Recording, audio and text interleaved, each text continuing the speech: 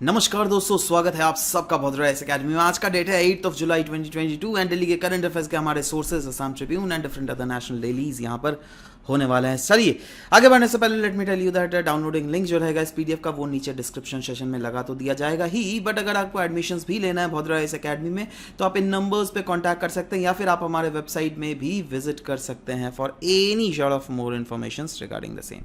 Anyway, सबसे पहला यहाँ पे न्यूज देख लेते हैं दोस्तों, असम ट्रिब्यून से लिया गया रिगार्डिंग खर्ची festival. Exam utility point of view से प्रीलिम्स से आप इसको इंक्लूड कीजिए। क्यों? क्योंकि देखो ये जो फेस्टिवल है ना, नॉर्थ ईस्ट के एक रीजन में सेलिब्रेट किया जाता है जो क्या है त्रिपुरा। त्रिपुरा के इंडिजिनस जो पीपल है, इनफैक्ट वहां के जो इंडिजिनस हिंदू लोग हैं वो लोग इसका पूजा करते हैं। ये इसमें 14 गॉड्स का पूजा एक साथ किया जाता है जिसको परफॉर्म किया जाता है न्यू मून डे पे। और कहा जाता है ये इतना भव्य फेस्टिवल है, इतना बड़ा फेस्टिवल है दैट यहां पे thousands and thousands of people यहां पे शिरकत करते हैं। So you need to remember that हाँ कौन से स्टेट में यह फेस्टिवल सेलिब्रेट किया जाता है। नेक्स्ट, सारथी वन। सारथी वन को लॉन्च किया गया as a part of world population fortnight, जिसके तहत जो क्या फर्दर लॉन्च किया गया अंडर मिशन परिवार विकास कैंपेन। परिवार विकास से समझ रहे हो आप ये है क्या? जी हाँ दोस्तों, फैमिली प्लानिंग के तहत बेसिकली अवेयरनेस फैलाई जा रही है और उसी के लिए यह सारथी वैन लॉन्च किया गया है अंडर दिस मिशन परिवार विकास कैंपेन। राइट, अब ये करेगी क्या? देखो ये वैन हर एक जगह जाएगी। अभी वैसे तो ये अभी जो न्यूज था ये तिनसुकिया डिस्ट्रिक्ट के रिलेटेड था, right, but eventually you need to know that हाँ ये सारथी वैन किस लिए लॉन्च किया जा रहा है। ये इसलिए लॉन्च किया जा रहा है जिससे लोगों तक अवेयरनेस पहुंचाया जा सके पॉपुलेशन कंट्रोल को लेकर, क्योंकि पॉपुलेशन अगर नहीं कंट्रोल किया गया आने वाले समय पे, राइट, तो it could be disasters for our country as well, right, इसीलिए। नेक्स्ट दोस्तों, असम ट्रिब्यून से ये लिया गया regarding water borne vector diseases के रिलेटेड। देखो आपको तो पता है दैट असम में अभी फ्लड आया हुआ था, राइट। अब फ्लड का पानी धीरे धीरे रिसीड तो कर रहा है, राइट। अब वो रिसीड जब कर रहा है ना तो ये देखा जा रहा है, सोचो यहां पे फ्लड का पहले पानी था, राइट, तो यहां पे अभी तो पानी नीचे चला गया, बट ऐसे बहुत सारे यहां पे वेक्टर बॉर्न डिजीजेस देखने को मिल रहे हैं, जैसे जापानीज इंसेफेलिटीज डिजीजेस हमें देखने को मिल रहे हैं, बहुत सारे डेंगू के केसेस हमें देखने को मिल रहे हैं, राइट। और ये देखो एज सच पता है ये न्यूज किस लिए इंपॉर्टेंट है, इससे आपको जानना चाहिए दैट कभी भी अगर फ्लड आता है तो उसका आफ्टरमैथ इंपैक्ट क्या होता है, राइट। तो उसका आफ्टरमैथ इंपैक्ट में ये वाला भी एक बहुत भयंकर इंपैक्ट है, जहां पर हमें देखने को मिलता है बहुत सारे वाटरबॉर्न वेक्टर डिजीजेस जो है वह फैलने स्टार्ट कर देते हैं, है ना। तो you should know about all these things. Next, Indian express से ये न्यूज लिया गया है regarding fish bone channel plantation method.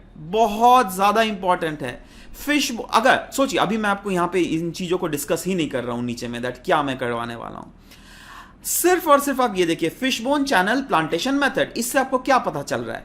कोई तो प्लांटेशन मेथड होगा, फिशबोन मतलब मछलियों के हड्डियों के रिलेटेड ऐसा कुछ होगा, राइट। तो देखो एक्चुअली में अगर देखोगे ये ऐसा एक प्लांटेशन मेथड है जिसके तहत मैंग्रोव्स को उगाया जा रहा है under the Krishna wild life sanctuary in Andhra Pradesh, right. Now ये किस टाइप का मेथड है ये सोचो ये ओशन है, ठीक है। अब ओशन से पानी जो है भीतर में आया जा रहा है और इसी पानी को बहुत सारे कैनाल्स बनाए जा रहे हैं जिससे इन पानी को इधर भी डाला जा रहा है, इधर भी ले जाया जा रहा है, इधर भी ले जाया जा रहा है, इधर भी ले जाया जा रहा है। अब अगर आप फिश को एक इमेजिन करोगे तो फिश कुछ ऐसे होता है,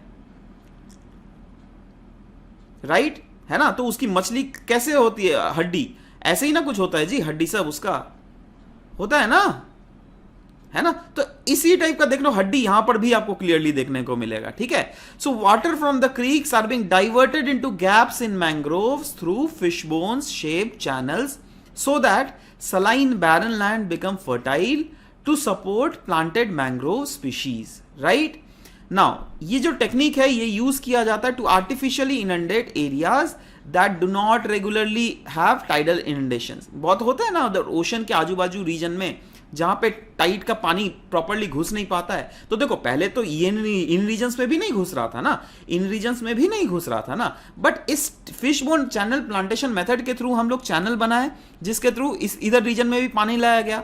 अब यहाँ पे क्या हो सकता है दैट क्योंकि यहाँ पे पानी अवेलेबल है और ये नमकीन पानी है तो यहाँ पे एटलीस्ट हम मैंग्रोव फॉरेस्ट को रिवाइव करवा सकते हैं, समझ रहे हो बात? और वही तो चीज किया जा रहा है आंध्र प्रदेश में, है ना? ये देखो, fish bone channel plantation method for reviving mangroves, है ना? और ये देखो, दिख रहा है कुछ? ये देखो, ओशन वाटर का पानी जो है, इस पानी को इधर से चैनलाइज किया जा रहा है, जिससे इन रीजन्स में भी मैंग्रोव को उगाया जाएगा ओवरऑल। समझ रहे हो बात? तो ये हमें प्रॉपरली समझना पड़ेगा। नेक्स्ट, द हिंदू से ये न्यूज लिया गया regarding global Findex database 2021। Global world bank के द्वारा निकाला गया इस ग्लोबल फिंडेक्स डेटाबेस, जिसमें सर्वे किया गया है अराउंड 123 इकोनॉमीज को, और देखा गया है दैट उन इकोनॉमीज में फॉर्मल और इनफॉर्मल फाइनेंशियल सर्विसेज जो है कैसे यूज किए जा रहे हैं। GS exam utility point of view से जीएस 3 के इस टॉपिक से आप इसको आराम से रिलेट कर सकते हैं। ग्लोबल स्पेसिफिकल फाइंडिंग्स क्या क्या है इसमें?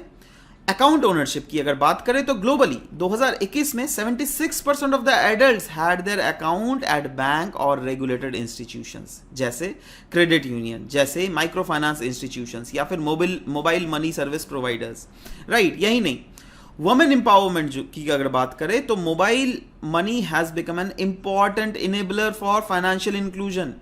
जी हाँ दोस्तों, मोबाइल मनी मतलब क्या? ये जो आप नॉर्मल पेटीएम ये सब यूज नहीं करते हैं, फोन पे, है ना? तो अब देखो, पहले अगर किसी को ट्रांजैक्शन करना पड़ता था बैंक के थ्रू ही करना पड़ता था, बट अभी गूगल पे यही सबसे हो जाता है चीजें, है ना?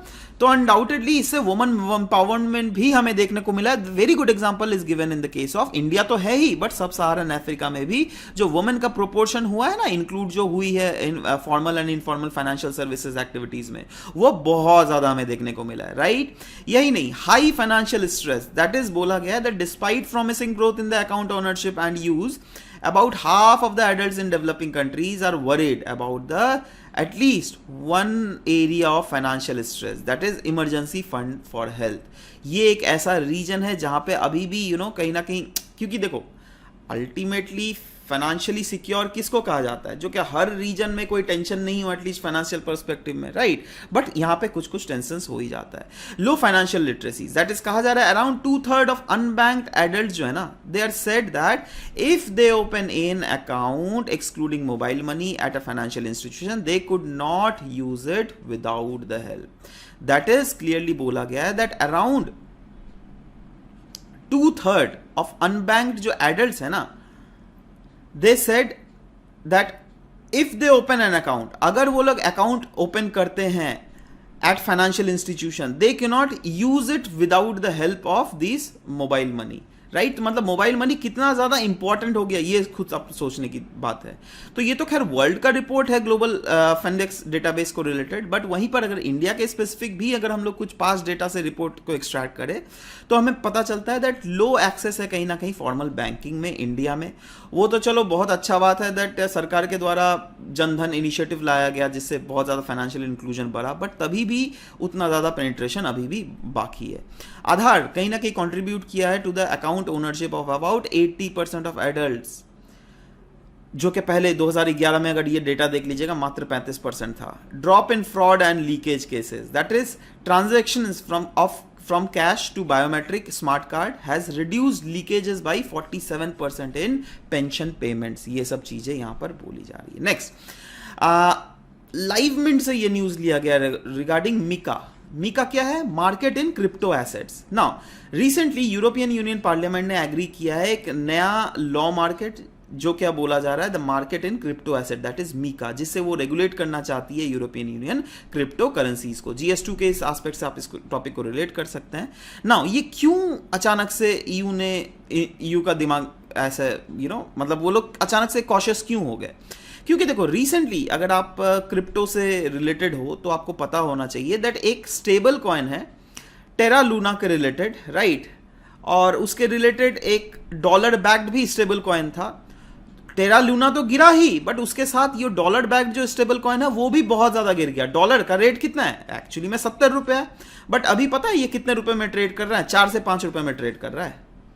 आप सोच सकते हो कितना बड़ा डिफरेंस है ना? और देखो आप क्या हुआ था, देखो इस फेज में, देखो ये मैं बात कर रहा हूं ये वाले पॉइंट में, देख रहे हो ये वाला पॉइंट में बात कर रहा हूं 4 अप्रैल 2022 का डेटा है, जब इसका प्राइस था 8000, एक कॉइन का प्राइस था 8800 के आसपास, राइट? बट वही अभी देखो इसका प्राइस कितना है, एकदम 0.0004 रुपीज है। इतना देख लो कितना कम घट गया है।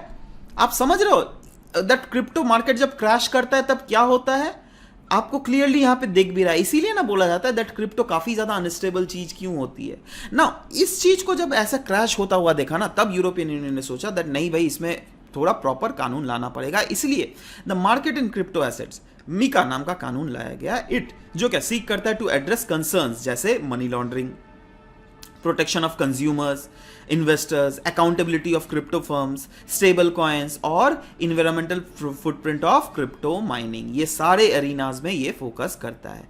बट ये लेकिन एक्सक्लूड करेगा एनएफटीज को। एनएफटीज क्या होता है? Non fungible tokens, right? Non fungible tokens मतलब क्या है पता है? जैसे सोचो आपके पास 100 रुपए का नोट है, राइट? और मेरे पास भी 100 रुपए का नोट है।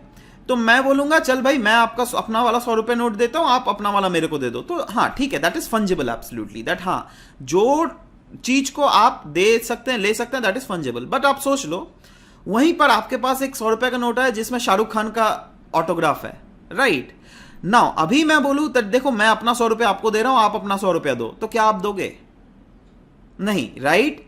क्यों? क्योंकि that has become non fungible, right? मतलब इसका एक्सचेंज वैल्यू जो है ज्यादा है as compare to actual value. समझ रहे हो बात? तो ये चीज हुआ, इसको कहते हैं नॉन फंजिबल टोकन्स। तो देखो ये जो कानून लगेगा ना नॉन फंजिबल टोकन्स में नहीं लगने वाला है, याद रखना, ठीक है? प्रोविजन इसमें क्या क्या होने वाला है? इसमें प्रोविजन ये होने वाला है दैट कोई भी अगर स्टेबल कॉइन इश्यूअर होगा उनको एक मिनिमम लिक्विडिटी जरूर रखना पड़ेगा, जिससे अगर अचानक से सडन लार्ज विथड्रॉल हो उनका रिजर्व जो है अचानक से गिर ना जाए, right? Supervision, European Bank Authority has been brought in to supervise stablecoin, and the law has asked stablecoin issuer to provide claims to investor free of charges, right?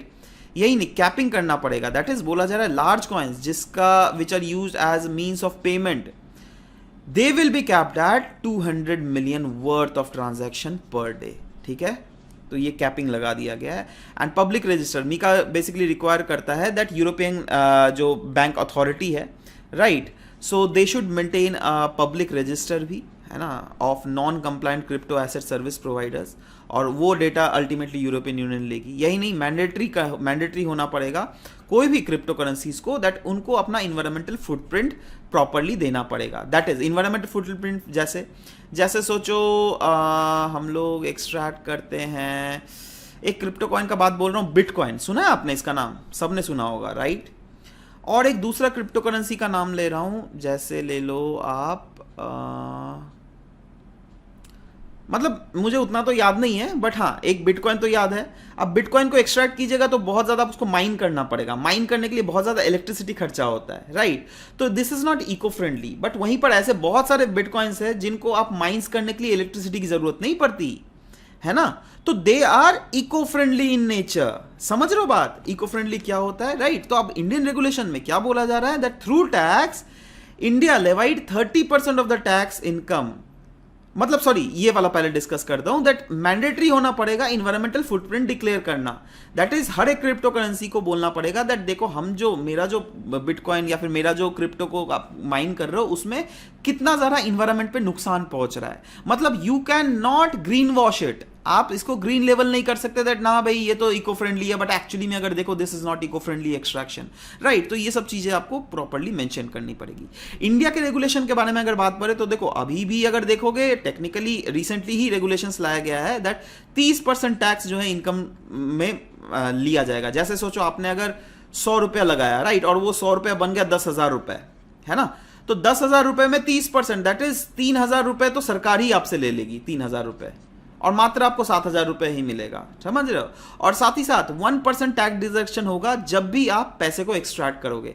जैसे आप 7,000 अगर एक्सट्रैक्ट कर रहे हो ना, तो उसमें 1%, 7,000 का 1% कितना हुआ? मान के चल रहा हूं मैं 70 रुपया, 70 रुपया सरकार के बैंक में घुस जाएगी। हाँ, बाद में जब आईटी रिटर्न आप फाइल करोगे तो उसके ऊपर डिपेंड करेगा दैट ये 70 रुपया आपको रिटर्न बैक किया जाएगा या नहीं, बट हाँ अभी के लिए किया जाएगा, ठीक है?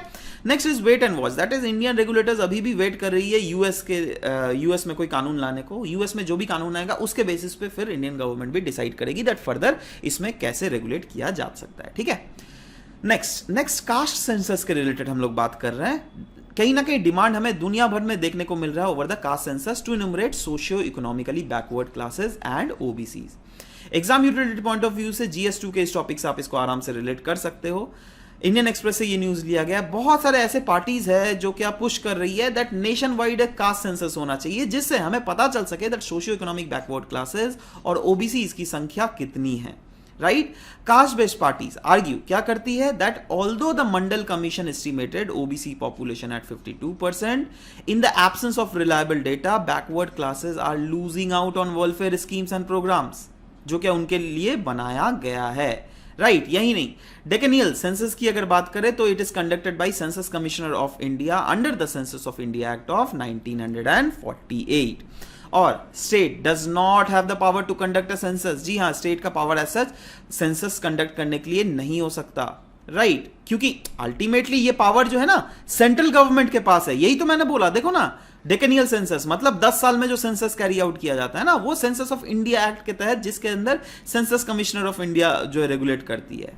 समझ रहे हो बात? तो अब वो, और यहां पे ये बोला गया दैट पास्ट में अगर मंडल कमीशन का रिपोर्ट दीजिए, उन्होंने तो बोला था दैट ओबीसी पॉपुलेशन जो अराउंड 52% है, बट उनके पास कोई रिलायबल डेटा नहीं था ना, बिना रिलायबल डेटा के हिसाब से उन्होंने बोल दिया था, है ना। और अगर रही बात डेकेनियल सेंसस की बात करो तो वो सेंट्रल गवर्नमेंट का पावर है। स्टेट गवर्नमेंट का अगर पावर देख लीजिएगा इसमें तो है ही नहीं। हाँ, स्टेट गवर्नमेंट का पावर जरूर है। अगर आप लिस्ट 3 कॉन्करेंट लिस्ट में देख लीजिएगा 7 शेड्यूल का आइटम 45 में देख लीजिएगा, वहां पे क्लियरली लिखा हुआ है that that socio economic development of the state के लिए अगर स्टेट चाहे तो डेटा कर सकती, कलेक्ट कर सकती of the head count of the population, right. तो एक प्रोविजन जरूर है, बट हाँ, सेंसस का जो होलिस्टिक डेटा होता है ना, वो डेटा ले नहीं सकती है। समझ रहे हो बात ना। सेंट्रल गवर्नमेंट ने एक्सेप्ट भी किया था इस सेक्टर में दैट ठीक है, अगर आप चाहते हैं दैट गरीबों से गरीब लोगों को मतलब जो पॉवर्टी लाइन के नीचे हो, सिर्फ उनको ही फायदा ना मिले, रादर एक पर्टिकुलर गरीब तबके के लोगों को फायदा मिले, तो उसके लिए सरकार ने अलाउ किया था दैट हाँ 2017 में दैट हाँ सोशियो इकोनॉमिक कंसेशंस जो 2011 में कैरी आउट किया गया था, उसके डेटा के बेसिस पे आप फायदा जो है सोशल सेक्टर स्कीम्स का बेनिफिशियरीज को पहुंचाया जा सकता है। But it aims to bring out unseen aspect of caste group and their shares in the resources aspect. ठीक है, नेक्स्ट द हिंदू से ये न्यूज लिया गया regarding state ranking index of NFSA 2022। बोला जा रहा है union food and consumer affair minister ने रिलीज किया है state ranking index of NFSA 2022, right, during the conference of state food ministers at food and nutritional security of India. Now exam utility point of view से आप इस topic से relate कर सकते हैं इसको। State ranking index of national food security, माफ करना, हाँ, food and national security of India के अंडर में जो कैरी आउट किया जा रहा है बेसिकली, है ना, उसके अंडर उड़ीसा का पहला पोजीशन है ना। उड़ीसा का पहला पोजीशन किसके रिलेटेड है? वही स्टेट रैंकिंग इंडेक्स के रिलेटेड। इसमें देखा गया है that food and nutrition security जो है ना, उड़ीसा में ज्यादा पहुंचाया गया वहां के लोगों तक, इसीलिए तो बोला गया दैट उड़ीसा पहला पोजीशन में है। और इसके बाद आता है उत्तर प्रदेश, उसके बाद आता है आंध्र प्रदेश, और जितने भी सारे स्पेशल कैटेगरी स्टेट्स हैं ना दोस्तों, स्पेशल कैटेगरी स्टेट्स मतलब वैसे स्टेट्स जो कि जैसे नॉर्थ ईस्टर्न स्टेट्स के कैटेगरी में आते हैं, हिमालयन स्टेट्स के कैटेगरी में आते हैं, आइलैंड स्टेट्स, तो they are categorized under special states, right. तो उनमें से त्रिपुरा ने सबसे पहले बाजी मारा है, त्रिपुरा का पहला रैंक है। उसके बाद रैंक आता है हिमाचल प्रदेश का, उसके बाद रैंक आता है सिक्किम का, और हिमाचल प्रदेश सेकेंड रैंक में, सिक्किम थर्ड रैंक में। ठीक है, याद रहेगा। ज्यादातर स्टेट्स और यूनियन टेरिटरीज ने बहुत अच्छा परफॉर्म किया है, राइट, क्योंकि इसमें जो फाइंडिंग्स पाए गए हैं उसमें यही रिवील होता है दैट ज्यादातर स्टेट्स और ज्यादातर union territories have fared well in digitization as well, जिससे लोगों तक फायदा पहुंच सके।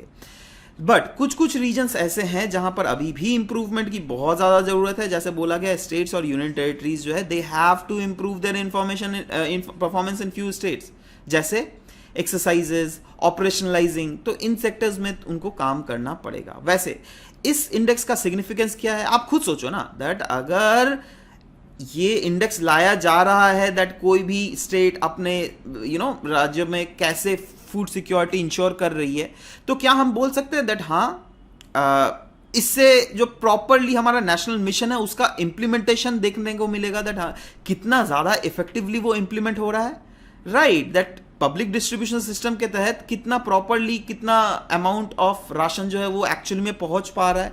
क्योंकि अगर पब्लिक डिस्ट्रीब्यूशन सिस्टम देखोगे, टारगेटेड पब्लिक डिस्ट्रीब्यूशन सिस्टम, आपको तो पता ही है ना, राइस और वीट कोर्स ग्रेन प्रोवाइड किए जाते हैं अंडर वेरियस स्कीम, जिसमें राइस का 1 किलो का 3 रुपया लिया जाता है, वीट का 1 किलो का 2 रुपया लिया जाता है, और कोर्स ग्रेन जो है जैसे मिलेट्स देख लोगे उनका 1 किलो का 1 रुपया लिया जाता है। देखो ये भी नाम मात्र लिया जाता है, ठीक है, आपको पता होना चाहिए दैट 1 रुपया का कोई वैल्यू नहीं है, 2-3 रुपया का कोई वैल्यू नहीं है, बट हाँ जिससे क्या उन्हें ना लगे दैट हाँ फ्री में दिया जा रहा है, हाँ एटलीस्ट कुछ लिया जाता है सरकार के द्वारा, ठीक है।